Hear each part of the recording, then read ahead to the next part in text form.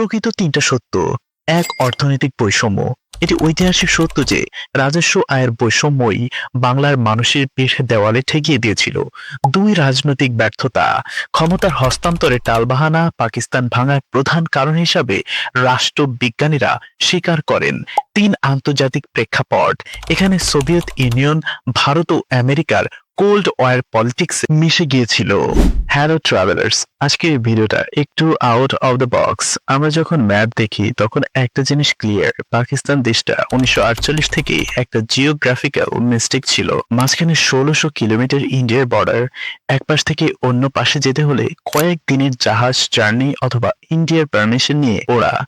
Geographically এই দেশটা একদিন ভাগ হতোই, এটা স্রেফ সময়ের ব্যাপার ছিল। পাকিস্তান নিজেই নিজের পায়ে কোড়াল মেরেছে। প্রথমত, মেজরিটি মানুষের ভাষা বাংলা মেনে না নেওয়া। দ্বিতীয়ত, 1970-এর ইলেকশনে মেজরিটি পাওয়া শেখ মুজিবুর রহমানকে ক্ষমতায় না দেওয়া। এরপর 25শে মার্চ অপারেশন সার্চলাইট নামে যে ম্যাসেকার চালালো, ওটাই ছিল ভারতের জন্য গোল্ডেন অপরচুনিটি।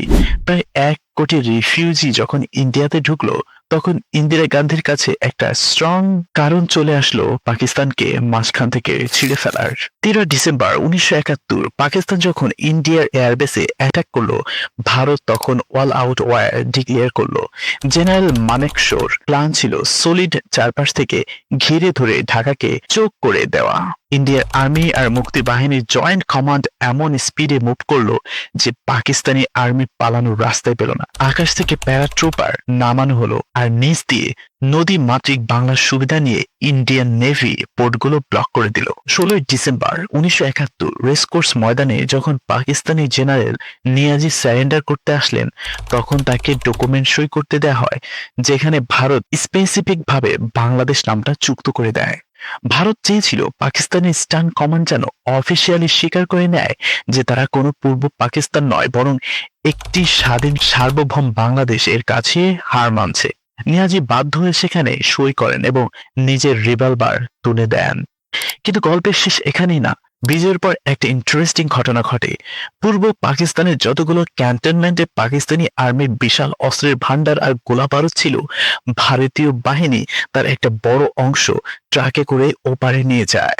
অনেকের মতে ভারত এটা করেছিল যাতে পাকিস্তান ভবিষ্যতে আর এই অঞ্চলে কোনো মিলিটারি বেস তৈরি করতে না পারে, অথবা যুদ্ধ ফেরত অস্ত্রগুলো তাদের নিজেদের ভান্ডারে যোগ করতে। এটাকে যুদ্ধের লুট বা টেকটিক্যাল রিমুভাল যাই বলো না কেন, এটা ছিল ইতিহাসের এক ধূর্ত চাল।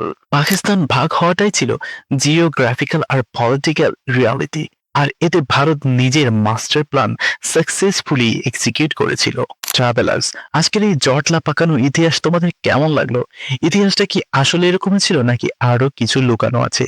কমেন্টে জানাও, আর চ্যানেলে নতুন হলে সাবস্ক্রাইব করে রাখো। দেখা হবে পরের এপিসোডে।